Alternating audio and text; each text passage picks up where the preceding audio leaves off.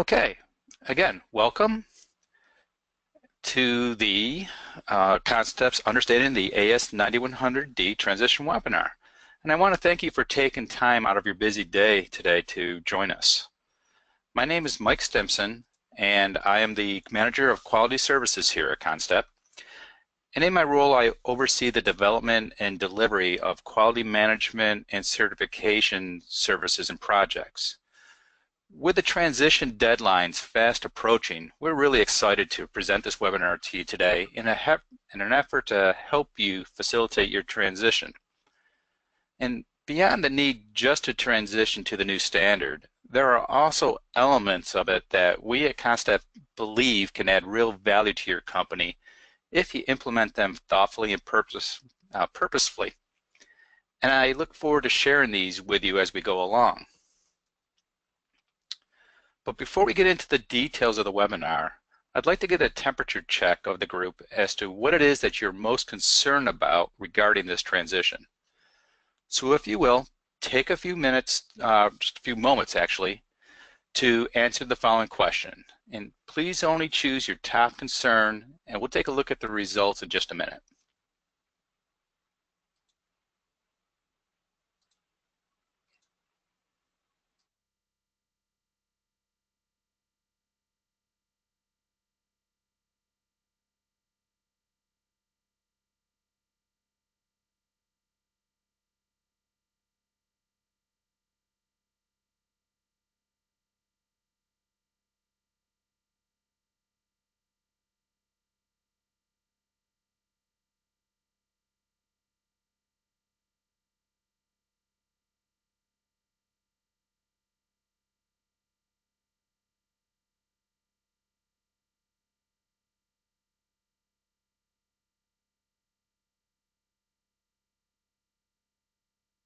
Okay, the results are coming in.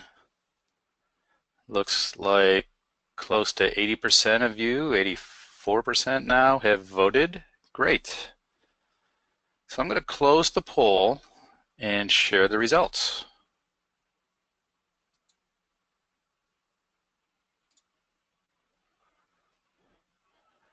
Okay, so just by a quick unscientific polling method here, it looks like about a third are concerned about the documentation requirements in the standard. We are going to go into that, at least to a certain level of detail, as well as the next item here, what is meant by risk-based thinking and the context of the organization.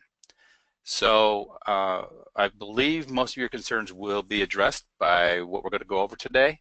And of course, we can explore some of this further in the question and answer session if, in fact, we don't hit it during the actual content of the webinar.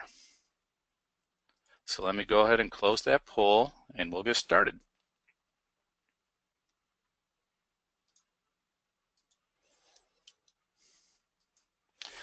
Okay, so one of the key concepts we hope you take away from this is that there are many aspects of the new standard that, if you implement them thoughtfully, are going to enable your quality management system to add greater value to your business. And this is in keeping with CONNSTEP's overall approach to our clients, where we seek to find the synergies between various parts of their business with a goal to building their overall value. And I'll be sure to point these value-adding aspects out as we go through today's webinar presentation. So here's what we're going to cover in the next 45 minutes or so. First, we're going to briefly look at some of the global factors that influence the changes to the AS9100 standard to give you a sense of why it changed the way it did. We're then going to explore how the standard sets enhanced expectations for leaders to be more involved in the planning and execution of the quality management system. Next, we're going to examine the new clauses that contain requirements to define what is called your context of the organization. And after that, we'll explain the concept of risk-based thinking and discuss ways that you may be, or ways that you can use to implement it within your quality management system. We're also going to explain the differences between this new clause and the existing risk management clause that's contained in the Rev C version of the standard. Also, as part of this section, we'll look at some of the new aerospace industry specific changes that are contained in the Rev D. We're going to then conclude with some likely next steps, things that you should do to ensure that your transition is smooth and on time. And addressing the concern of documentation, that will be talked about both in its own little section as well as throughout. So I believe we'll cover that quite nicely. So I'd like to emphasize the point that AS9100 is based on the ISO 9001 standard, and that most of the changes associated with Rev D are actually due to the changes in the underlying ISO 9001. And during this webinar, you may hear me refer to the changes and using both standard names, and I just want to bring that out forward just to avoid any confusion. So ISO technical committees review all standards roughly every 8 years in order to ensure that they continue to adapt to an ever-changing world situation. They also want to ensure that the standards continue to place greater focus on customer needs and are designed to enhance customer satisfaction. They also need to reflect an increasingly complex organizational environment. As changes within the business world occur, what we see is a lot of organizational changes happening that make the standards somewhat, if they were static, could get a bit stale. And of course, the other thing that they do is to make sure that they continue to address the needs of all relevant parties and stakeholders. So the last revision to the ISO standard was in 2008, and it was relatively minor with no major changes to the actual content. But as you know, there were some important changes in Rev C, particularly the focus of process effectiveness and on product risk. But going back to the underlying ISO standard, the last major revision was in 2000, and a lot has changed since then. As you're all well aware and are experiencing on a daily basis, there's been much increased market competitiveness and price sensitivity, both at the national and international level. Also, the recession in the 2008-2009 timeframe led to a lot of company restructuring and actually wholesale industry restructuring, which led to a lot of some more complex company organizations, companies trying to do more with fewer resources and becoming much more cost conscious. In addition, and I'm going to kind of group these last two bullet points together, there's been a much greater understanding on the need for risk prevention in our business processes, particularly in the aerospace industry. And we see this in the news, where there's stories of counterfeit parts or perhaps counterfeit material, uncertified material being inducted into the supply chain, as also as a need for increased product safety given the industry that we're in. And this has led to a lot greater focus on both corporate reputation and governance. And you only need to take a look at the news in the last year or two to see items such as the Taconic airbag recall or the Samsung phone battery issues to kind of get a sense that those issues are in fact real. So in a nutshell, the changes in this standard represent a mind shift in how we look at quality in a few key areas. And the first one is the approach that we take within the business to satisfy the requirements of the new standard. So over the past several months, CONNSTEP has conducted in excess of 30 workshops with our clients. And during these workshops, I'd like to use the analogy of the Heisman to describe how leaders often treat the quality management system. It's essentially treated at arm's length and isn't really integrated into the overall business processes. And the standard seeks to change that. Another shift in the mindset is in how the quality focus for the organization.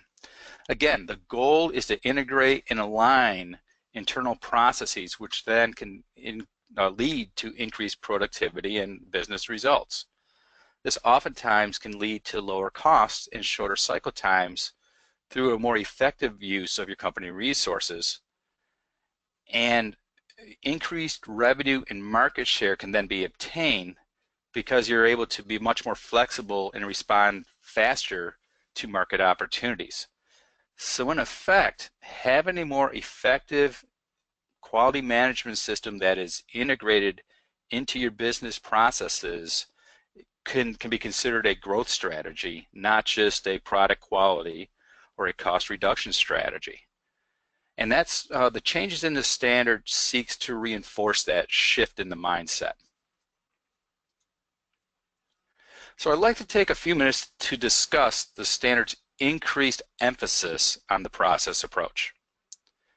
And the process approach isn't really new to AS9100. However, it is emphasized much more in this revision. You can see this clearly in the models used in the beginning of the old standard versus that in the new. So in the old standard, this is a depiction of the model in AS9100C. And you can see it has essentially a singular input, that being customer requirements, that goes into our product realization process with products coming out as the output, and a series of activities meant to help improve the processes and kind of this homage to continuing improvement that it's discussed. But if you take a look at the new standard and the model that's contained there, you'll see a change of emphasis in a couple of key areas. The first of these is that you see that leadership is front and center and it is involved to a much greater degree than before. And you can tell this just by looking at the dual or the bidirectional arrows here that shows how leadership is tied to the entire operation of the process. You'll also notice that there are some additional inputs. We continue to have our customer requirements as being inputs into our process. However, there are these two new context elements. The organization and its context, essentially issues that could affect the business, as well as needs and expectations of relevant interested parties outside of those just in the customer. Also, the organization of the standard is much more aligned to the traditional process approach in this plan, do, check, act cycle.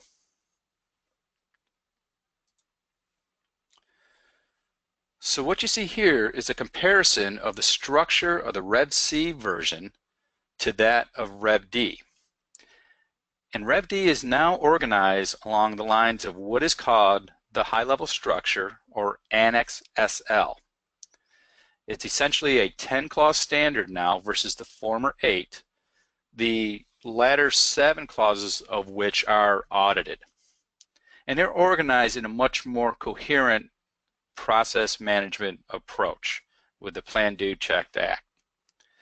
Now the reason for this structure, or for the change in the structure, is to make it easier for companies to certify to more than one standard at a time and to have an integrated quality management system. So all new and revised standards from here forward are to be under this high-level structure 10-clause organization. So we're going to go into some detail as to what is new and changed, but what I'd like you to take away from this slide is that in many cases the clauses of the standard have been remapped from the old 8-clause version to the 10-clause.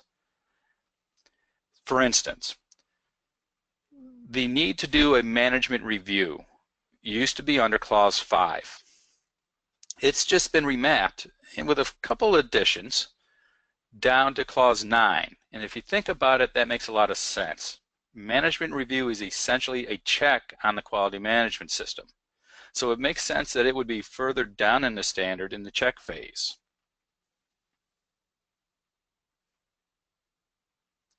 One thing I would like to point out at this point, particularly since there is a concern about the documentation needs. There is no requirement that your quality management system be organized in accordance with the clauses of the standard. Now, many of us have done this in order to make it easier to audit and to explain to the certification bodies where the various elements of your standard revise. But there is no requirement in Rev D to change the organization or the physical organization of your quality management system. You may choose to do so, or you may choose to add, for instance, a cross-reference table to show where certain elements used to be and are now mapped to the new standard. Other companies or some of our clients that we are working with are taking this opportunity of the transition to actually go and reevaluate the structure of their system, of their quality management system and the documentation in order to better align it to the company and the company's processes. So this slide shows the organization of the Rev D version in a little more detail. And again, you can clearly see how the clauses of the standard are organized in accordance with the process approach. So the first 4 clauses, context, leadership, planning, and support, are all part of the plan phase. Operation is now the do phase, and that contains all of the basically how we actually conduct our operations are included in this clause. The check phase is Clause 9, performance evaluation, and as mentioned before, both management review and internal audit are now in this clause. And Clause 10 is in the act phase. You know, that's the improvement clause. So I'm going to highlight for you those clauses that are either new or have significant changes. So clauses 4.1 and 4.2, these are collectively the context or the organization clause, are brand new, and we're going to go into some detail on these. Clause 4.4, this is the clause that essentially lays out the requirement to identify our processes, their interactions and sequences. That existed before, but there are some additional requirements, so I've highlighted it here. Same thing with 5.1. You know, the leadership commitment, a lot of the requirements of the old standard were mapped to this, but there are some new requirements. In Clause 6, 6.1 is the infamous risk-based thinking clause. New to this standard, it is different than what's in now Clause 8, the risk management clause that you're all familiar with from Rev C. And we'll go into a bit of the differences between the two. A lot of the information in Clause 7, the support clause, is the same as before. There are a couple of new elements. For instance, Clause 7.1.6, the need to capture organizational knowledge is new, and we're going to go into a little bit of detail as to what that means. And there's been a change to the awareness clause in a couple ways. We've always had to ensure that our employees are aware of their role within the quality management system and are aware of the quality policy and objectives and so forth. In the aerospace version, in AS9100D, there's also an added requirement that they be aware of their role in ethical business thinking, so in business ethics. So that's a change to it. And the clause now extends beyond your 4 walls, not just to the employees directly on your payroll, but to anybody over which you have significant control. So key subcontractors, for instance. The rest of the changes are relatively small. We're going to get into documented information and the management review with some new required inputs. There is a new clause in, or a new aspect of Clause 10 in the nonconformity and corrective action section, which is going to require us to look at human factors and their impact on nonconformance. So we'll take a look at that in a little bit of detail towards the end. All right, so I want to take just a moment to discuss documentation. So the documentation requirements are more flexible than they were in the past, and this is to allow you to organize your quality management system closer to the needs of your business, and the standard is also less prescriptive on how you do this. So in other words, the new standard outlines what you need to do, but does not dictate in a lot of cases how you need to do it. That's up for you to determine. For example, the old standard included the requirement to have 6 required documented procedures, one of which was the control of documents. So the new standard still contains the requirement that you maintain control over your documentation. However, it doesn't say you need to do this through a documented procedure. There are many ways that you can do it, and you're free to choose those ways. Now, a notable exception, so essentially those 6 required processes have gone away with one exception, and this is the notable exception. The control of non-conforming product remained in the AS9100 standard. The ISO 9001, upon which this was replaced, removed the requirement to have a documented procedure for non-conforming product. The IAQG felt that this was a significant enough issue to require a documented procedure. So that does remain in the standard. Now, does this mean that we're just going to go out and essentially trash the procedures that we have in place? No, particularly not if they're effective. But it does give you the opportunity to relook at your processes, relook at your documentation, and really streamline it so that they can be kind of tip the scales a little bit more towards the effectiveness and alignment of the quality management system with your business versus having a very complex quality management system.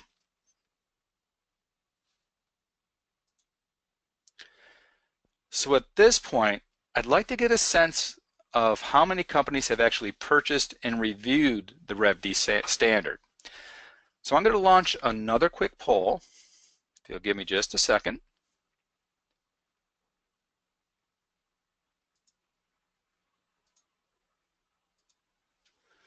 Okay, so what I'd like to know, and we'll share the results here in a bit, is to how many of you have actually purchased the standard and have actually tried to read it. For those of you with insomnia, this is a very good prescription. But let's see what everybody says here in a second.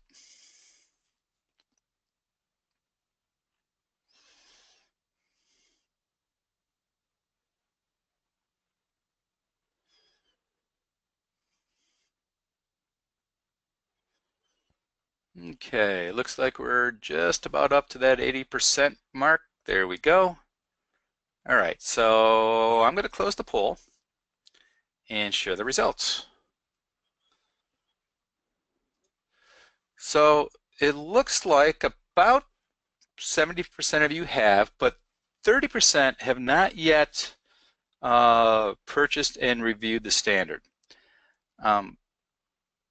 This is roughly the same as what we found in the ISO 9000 webinar that we did the other day.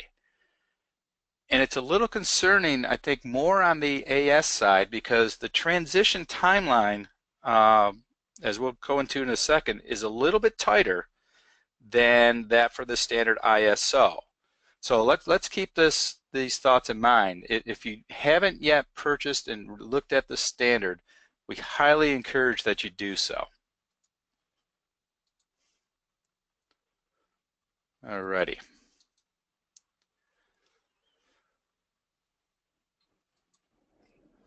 All right.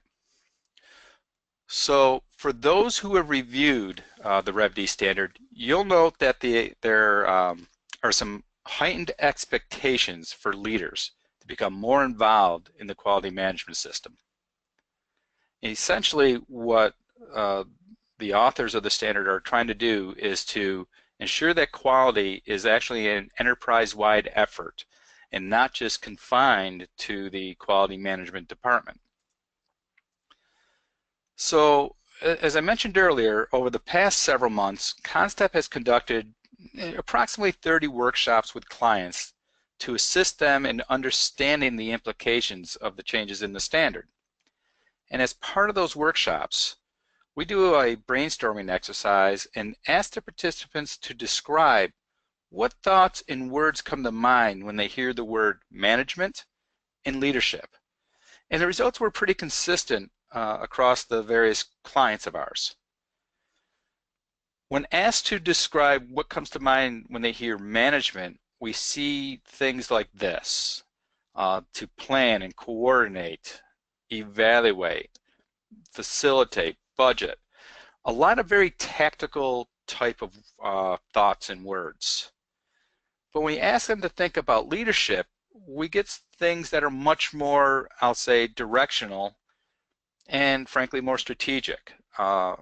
Words like inspire and motivate, to coach, create a direction, communicate and empower, and a very key one, ownership. So keep these in mind, because what we're going to do now is look at clause 5.11. And this is the clause that describes the roles leaders are expected to play. And what I'd like to do is look at this and then compare it back to that list that we just reviewed. So we can see here that in 5.11 it says top management shall, and as a reminder, anytime you see the word shall, it is prescriptive. So this is things that we must do. They shall demonstrate leadership and commitment with respect to the quality management system by taking accountability for its effectiveness. And that's that ownership part that we talked about, that everybody understood that leaders do. To make sure that it's compatible with the context and the strategic direction of the organization. More that directional look again, the strategy, make sure it's aligned, make sure we're going in the right direction and it's helping us to get there. To ensure its integration into the organization's overall business processes, and promote the use of both the process approach and risk-based thinking. So intuitively, we understand the difference between management and leadership, as evidenced by the collective results of those brainstorming exercises. And hopefully you can see how the vision of leadership that was compiled during those exercises is included here in this clause of the standard. So another area in which leadership is expected to be engaged is, of course, the management review. And you'll notice that there are a few new inputs that leaders must take into account that are focused really at that higher level vision of leadership we just discussed. So in addition to what's always been there, the status of actions from previous reviews, we see things like changes in external and internal issues. This is the contextual elements that are in clause 4. And while it's undefined for you right now, we're going to talk about that in just a second. We've always had to look at the performance and effectiveness of the quality management system. But you see here, another key input is feedback from relevant interested parties, not just customers, but other relevant interested parties. This is clause 4.2 coming into play. Also, we need to take into account during management review the effectiveness of actions taken to address risk and opportunities. Now, these are the risk elements that we're going to see in clause 6.1. Okay, they're a little bit different from what you're used to in the product realization process. They're similar, but a little bit different. So essentially what leaders need to do is ensure that the quality management system remains aligned with the business using the management review process. And they also need to take accountability and ownership for the actions taking place to address risk and opportunities. So to summarize, the expectation for leaders of the RevD include ensuring that the quality policy is communicated, understood, and applied across the organization. And again, as I mentioned before, this is actually something we've learned in the deployment of ISO 9001 and working with clients who've actually been audited to it. This extends now beyond your four walls to any key subcontractors or other parties over which you exert control and have significant impact to your business. So the communication of the quality policy, and in the aerospace world of the required for ethical decision making, is more than just within your four walls.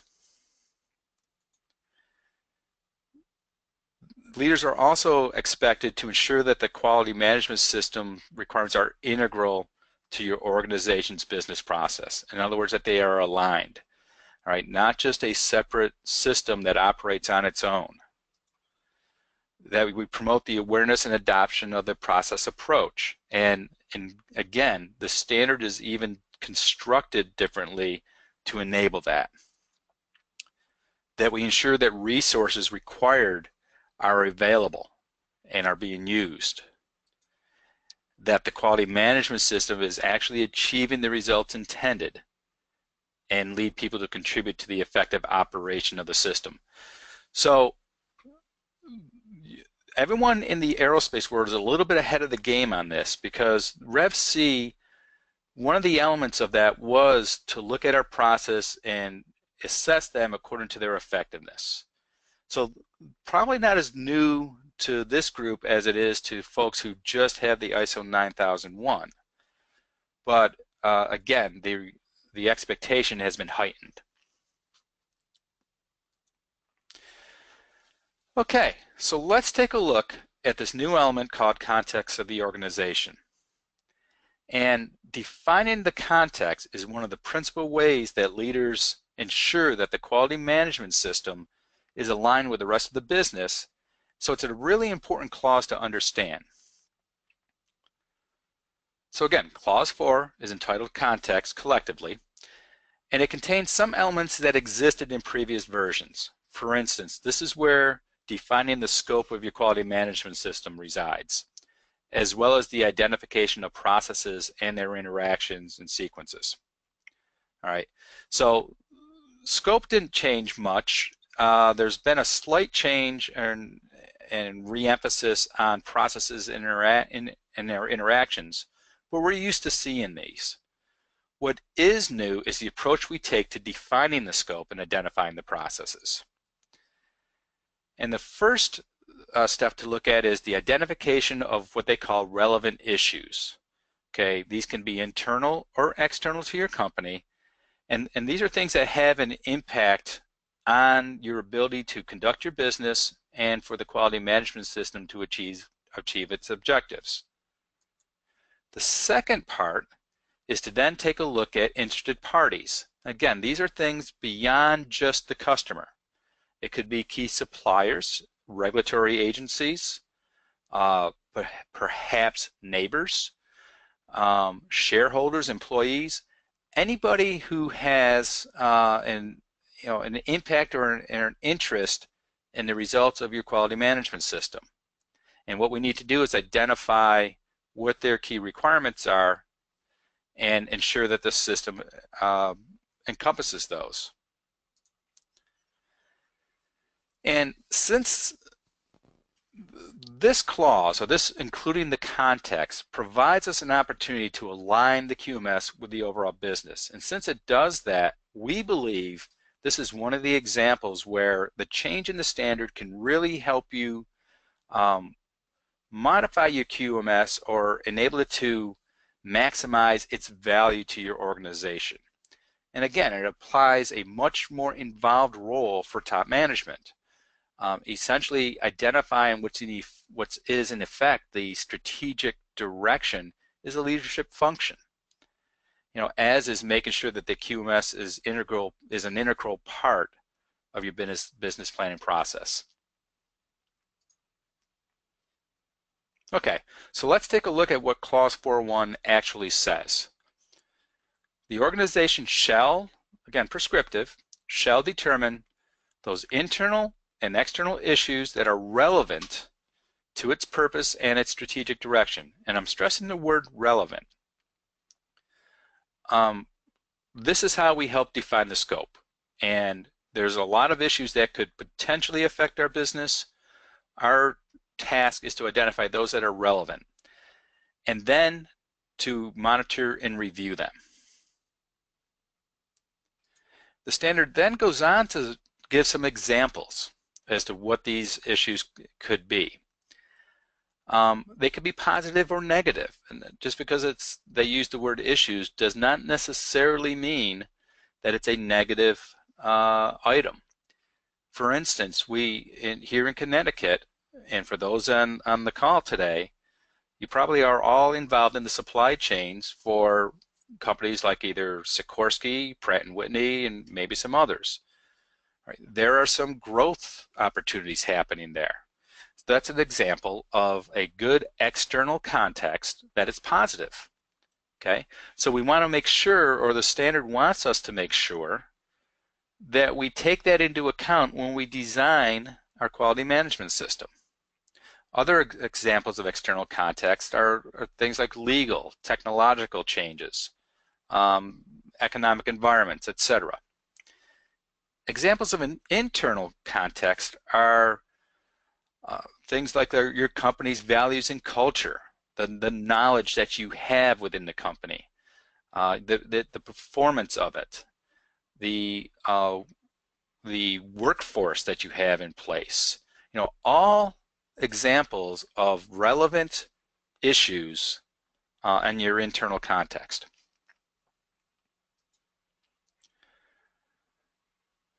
Now, Clause 4.2 asks us to understand the needs and expectations of what they call interested parties. And again, these are more than just customers. So the clause requires us to identify who they are, what their requirements are, and again, they need to be relevant to the quality management system. So this isn't a game of the 7 degrees of separation here. These are interested parties that are relevant to you, and you determine who that is. Okay, an auditor is not supposed to come in and say, here's who you should have as an interested party. I mean, there's going to be some obvious ones. Key suppliers, customers, of course. The FAA could very well be an interested party for what we do. However, it's up to you to determine who these are. And then we have to have a way to monitor and review those needs of interested parties to see how they're changing. So your scope of your quality management system needs to encompass not only the requirements of your products and services, but also these two context elements that have been added to the standard. Now, from a practical standpoint, it's likely that no changes to your current scope definition is going to be required, because intuitively you probably took into account your environment when you set up your current system. We should, however, go through the exercise of identifying these context elements and bounce your current scope against it just to make sure that it is inclusive of everything you've identified.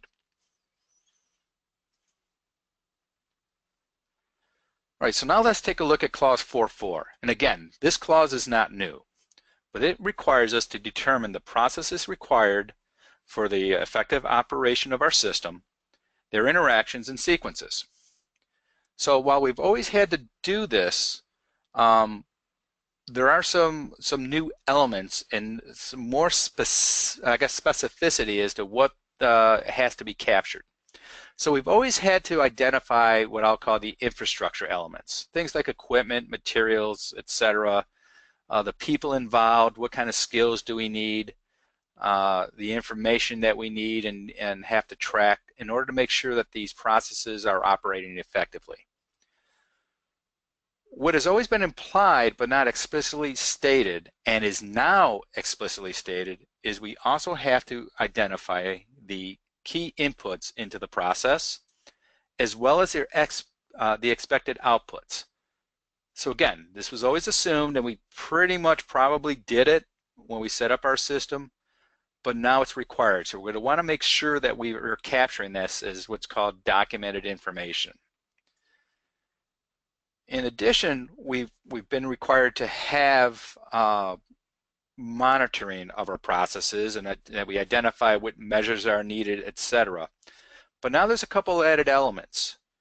We have to make sure that we've assigned ownership for the processes and that we're tracking these the various KPIs and that there's a link to the business so that what it is that we're tracking actually has an impact on the operation of our company. And then of course we need to be continuously improving the processes, and I've included the PDCA here to indicate that. So since the requirement to determine your processes as well as their sequence and interactions is not new, it's likely that what you have today is a very good starting point. In addition, the focus on process effectiveness that's been a feature of Rev C makes these changes a little less onerous for aerospace companies. But you may, however, need to add the ownership elements as well as identifying inputs and outputs if you haven't already done so, and establish metrics if you haven't done this before. We're also going to want to ensure that the quality management system supports the entire scope as defined by your context, and that you integrate any other features, or I should say any other supporting processes such as human resources, strategic planning, etc. Okay. Now, having defined our context, let's take a look at what they mean by risk-based thinking. And risk-based thinking is now a focal point in the standard, beyond where we've seen it in Rev C. So risk-based thinking is something that we all do automatically, and often subconsciously, to get the results we're seeking. And the purpose of this graphic is to illustrate that the risk-based approach is essentially really no different than the process approach, where we identify and assess risk, kind of like the plan part of the cycle, develop actions and take actions, and then report and monitor. So the planning, doing, checking, and acting. Okay? So the concept of risk has always been implicit in the underlying ISO 9001 standard, and this edition makes it more explicit and builds it into the whole management system. Again, I'll repeat that the requirement for risk management within the operational processes needed for the provision of products and services was introduced in AS 9100C, and that remains in place. All right, this is talking about risk-based thinking at an organizational level. And it ensures that risk is considered from the beginning and throughout the process, and it makes preventive action or the need for a separate preventive action clause obsolete because we built it into the operational planning. So in this new revision, risk at the system level is defined as the effect of uncertainty on an unexpected result, or the uncertainty of an unexpected result. The standard goes on to say that in the aerospace industry, risk is often expressed in terms of the combination of the consequences or the severity of an event happening, as well as its likelihood or probability. And we tend to concentrate on these high high severity, high probability areas first, as they have the largest impact. The standard also wants us to make sure that the actions we take to address risk are proportionate to its potential impact. So some kind of an analysis like this is required in order to do that. So looking at what clause 6.1 actually says, and you notice it starts out with when planning the quality management system, that the organization shall consider the issues referred to in 4.1, and again, these are these internal and external context issues that we've identified, as well as the requirements of interested party determined in 4.2, and then to determine the risks and opportunities that need to be addressed in order for the system to achieve its results, enhance good things, prevent bad things, etc. So this ties in the three main elements of what we're discussing today very nicely, because in order to do this, leadership has to be involved. You have to have identified your context of the organization, and now you're applying the risk-based thinking. So there are some implications of clause 6.1 that you need to be aware of. The first is, as I mentioned before, any actions taken to address risk or opportunities have to be proportionate to the potential impact.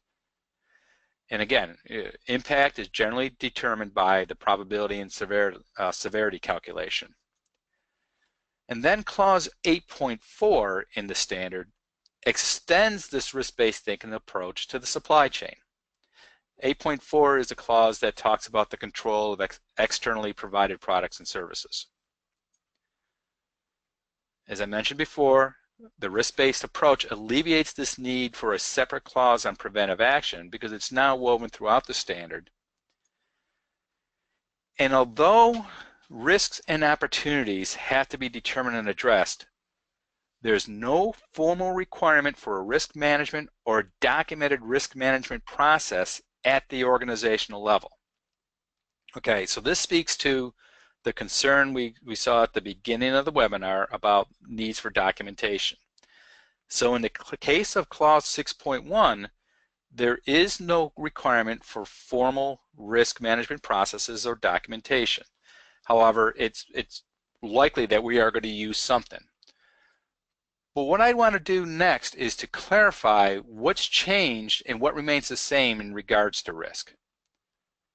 So as I mentioned before, Rev C introduced risk management for the operational processes by which we produce products and services. And that does require a formal process to manage risks. And this is something that we're doing today. 6.1 is more at the organizational level. It's talking about not just how we're producing our products, but these context elements and the risk associated with them. And again, there is no requirement for a formal risk management program or documentation in this case. So 8.1.1, the old 7.1.1, yes, we have to be more formal in our approach. 6.1 can be less formal. And I like to describe this as saying 6.1, we're looking at risk on a much broader but shallower view, whereas 8.1, it's narrower. It's just to the control of the process that are producing our products and services, but more deep.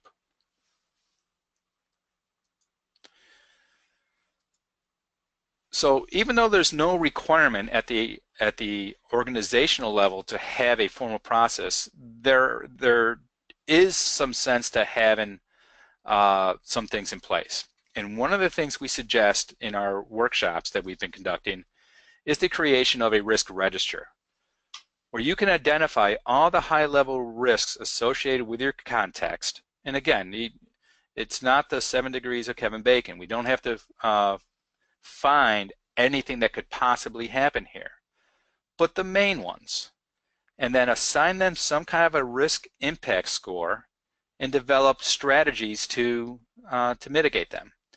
Now, most likely you're doing something like this already, either formally or informally. So the trick will be just to capture those things that you're already doing. The advantage of this approach is that it also includes what you can plan going forward to help respond to anything, any risks that actually do show up. So if the risk mitigation strategy perhaps didn't work, what are some things that we can plan ahead of time in order to respond to events? And there are other approaches that we've seen our clients use that are also effective. Some clients have very successfully used process sheets where they've described each of their key processes, what their inputs are, their outputs are, who owns them, key metrics, risks associated. So one client in particular chose to make this part of their documentation. We've also seen companies use turtle diagrams that added these risk elements, as well as process flow charts with risk points called out and references to mitigation strategies. So there's many ways to approach this.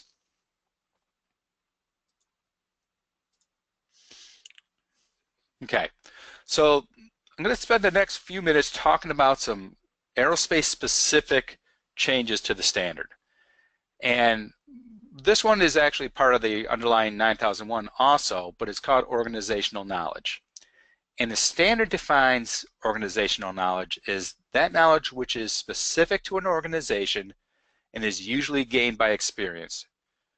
We often call this tribal knowledge. And what the standard requires us to do is to determine the knowledge necessary for the operation of our processes and to achieve conformity for the products and services. It then goes on to say that this knowledge must be maintained and made available, and that when we're addressing needs and trends, in other words, changes in our context, that we consider the knowledge necessary in the future. So the rationale is pretty simple to see. It's to safeguard this organization from the loss of knowledge due to staff turnover or just failing to even capture the information. For instance, if you have operators who do things a certain way that are quite effective, that maybe the others don't, failure to capture that information leads to a suboptimal process. So some implementation considerations are oftentimes when companies do projects, they have a lessons learned session at the end, and they document that so this knowledge can be retained, what they learned from an implementation of a new piece of equipment, for instance.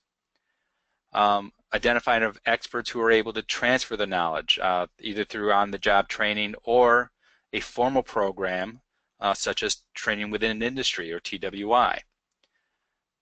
Also, a key activity would be effective succession planning activities.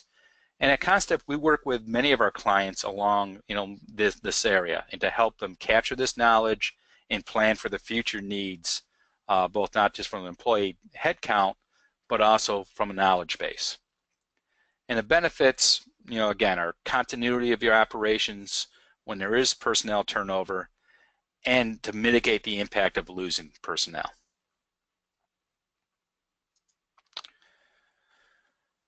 So one of the new clauses that are aerospace specific is a product safety clause.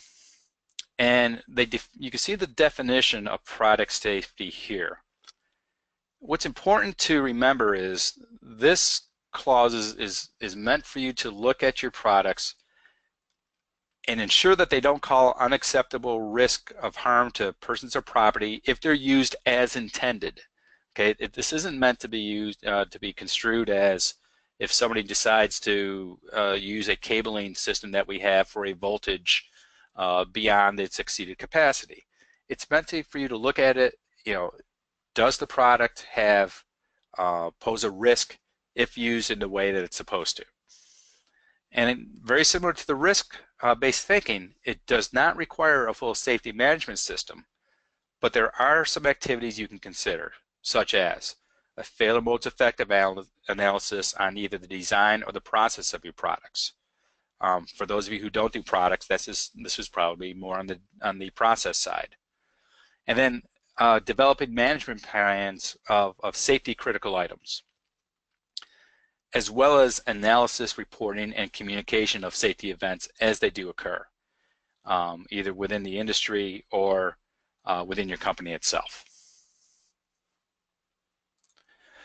Another new element, and closely allied to the whole risk-based thinking concept, is the need to prevent the use of counterfeit or suspected counterfeit parts. And the reasons are, again, fairly well known. It's to mitigate the effect of this growing threat of counterfeit parts and products. And it's to integrate within the AS9100 standard some of the emerging counterfeit statutory and regulatory requirements. And they define in the standard the definition of a counterfeit part is an unauthorized copy, imitation, substitute, or modified part, which is knowingly misrepresented as a specified genuine part of an original or authorized manufacturer. Okay, so it's this intentional use of non-specified parts. Again, the concept isn't new, but the specific requirement now is. And some activities that you consider is in training, particularly in your purchasing department, to ensure that these things don't get into the supply chain. Make sure you have a good obsolescence monitoring plan, providing additional controls for acquiring parts, as well as assuring that you have traceability back to original manufacturers. Now, the last aerospace-specific addition that I want to cover is what's called human factors. And the genesis of this is, oftentimes in our root cause and corrective action, whenever there's been a nonconformance, we've drilled it down to the part of where we said it was human error. And then the analysis stopped. What the standard is now asking is that or actually demanding, is that the investigation doesn't end there. And in fact, that the human error is not the conclusion of an investigation, it's actually the beginning of it. And so this whole idea is that we need to understand the interactions between people, machines, and each other, and how those interactions impact performance. So it's a recognition that persons performing a task can be affected by many different items, such as their overall fitness or physiological characteristics, personality, stress, fatigue, distraction, communication, and attitude. All type of things that, as we're doing our corrective actions, we're taking it into account, or as we're doing our investigations, I should say. And some of these are under our control. So limiting distractions on the product line, for instance, or increasing communications are all elements of human factors that we can use to improve the effectiveness of our process. And that's essentially what the standard is asking us to do. So given that top management has to be involved in the process of identifying, recording, removing risks, and these other additional elements that's specific to the AS standard, we think you can see how this is another example where the changes in the standard can really help your company increase the value of its QMS and better align it to your business. So before I wrap things up, I'd like to get a sense of how far we are along as a group in the planning and scheduling of our transition. So I'm going to launch one more poll and give you a few moments to respond. And this is whether or not you've established a date of your transition, and if so, has it been coordinated with your certification body?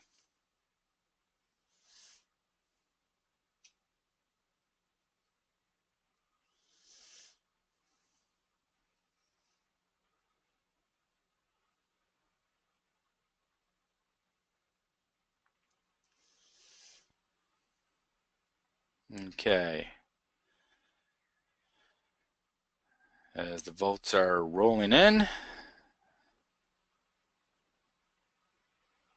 Good. Let me share this with you now. Okay, so it looks like as a group, yes, for the most part, about 3/4 of us have, identified a date of transition, uh, and about half have actually coordinated that with the certification body. Now, there was actually a requirement for AS that this be done already, that the plans for transition be communicated to, within the CB. So for the approximately 25% or so who haven't done this yet, you really need to talk to your certification bodies, because effective, and we'll get into this in just a second, but effective June 15th, you're no longer going to be able to be audited to the old standard. Okay, so what are the key takeaways? In summary, what the standard is asking us to do is for leadership to become much more involved, particularly in the identification of the context in which we operate, and then apply risk-based thinking to that context when we plan for and set up our quality management system. And then as we operate and work the system, that we do so taking the process approach in mind, and that we promote that. So as far as next steps go, typically we suggest that companies plan for at least 6 months, 6 to 9 months to make the transition. Now for some of you, that's going to be, you don't have that much time, because some key dates after June 15th of this year, there will be no more audits, either surveillance or otherwise, done to the Rev C standard. So after June 15th, we're all going to be audited to the AS 9100D, okay? And everyone has to be transitioned no later than September 15, 2018. And you need to make sure you add enough time in to get a good management review underneath the new standard, as well as a full internal audit. So if you back plan from your targeted surveillance or certification audit, it'll kind of tell you the timeline that you need to follow. And there's things that CONNSTEP can do to help. I've alluded to some of the workshops that we've been doing recently, and they're designed to help, in one case, for leaders to understand what their role needs to be, and to get the entire leadership team on board and rowing in the same direction as you go through your transition. So that's our leadership workshop. We also have one designed for your internal auditors that will concentrate on the changes of the standard and how to audit them, as well as to help you promote the awareness of the quality management system and ethics, a team member workshop for your employees. And this is in addition to the normal body of work that we do, which is our internal auditing services, your transition planning and implementation, facilitation, etc. So again, our approach at CONNSTEP is to look for ways that we can add value, or allow for your business to add value, in this case your quality management system, and integrate it, help you integrate it into the rest of your businesses. So we're running a little bit low on time, but if y'all want to hang on, we can take a look at what the questions have come in, and see if we can ask them or answer them for you. So let me see.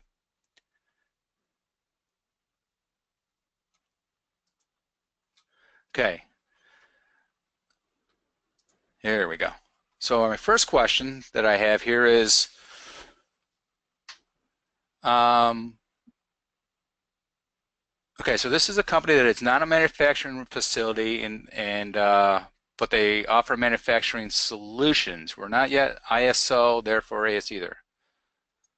And they're asking, can I suggest parts that are fully qualified with cert package, not just say before we hit our dock? Okay, so this came from Shane. Shane, I'm not sure I quite understand the question, but what I would offer is, if you would like to contact me directly, I may be able to answer that for you. I'm not quite sure what you're asking there. Okay, the second question is, how exactly are companies addressing the context issues slash interested parties? Are they simply listed in the quality manual? How are auditors going to audit that?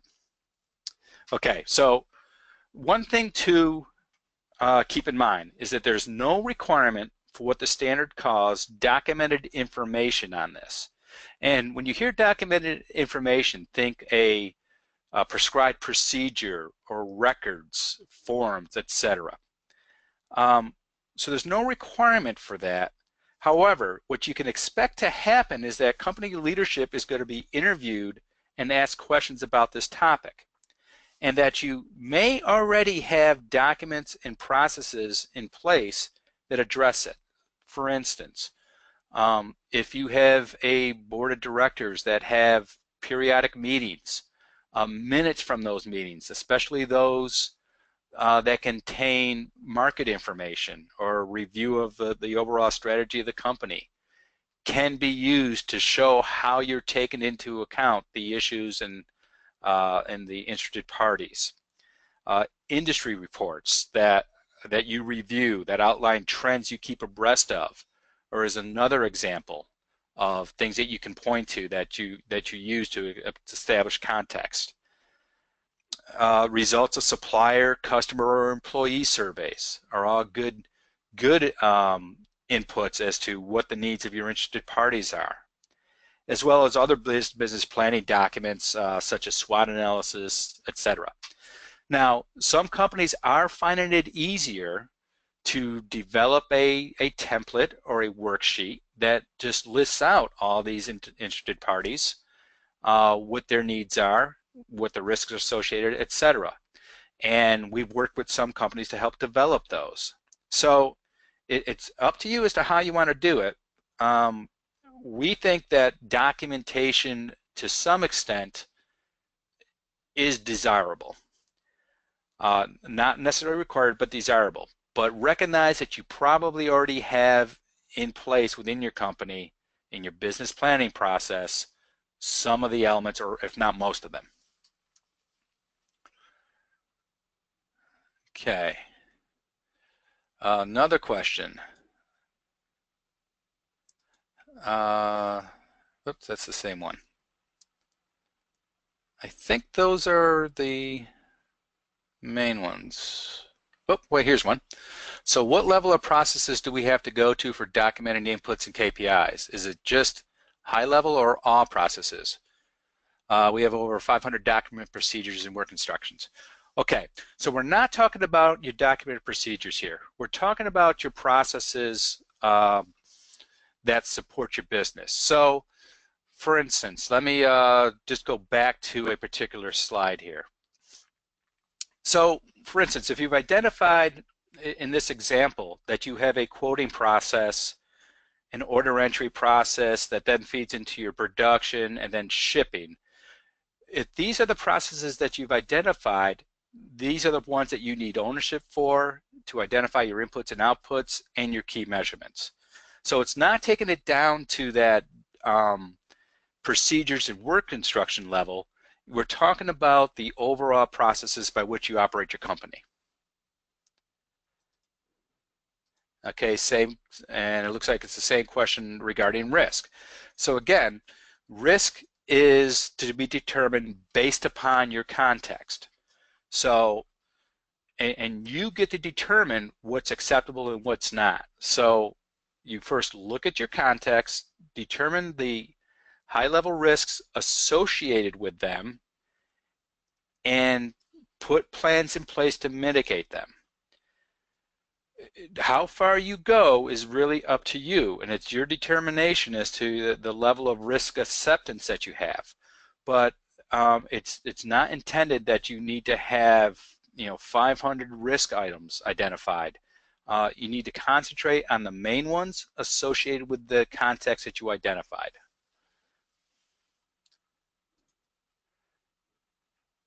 And then there's a question, is the slideshow presentation available on our website? The presentation will not be available as a document. However, we are going to email you a link that will allow you to review the recording of this presentation.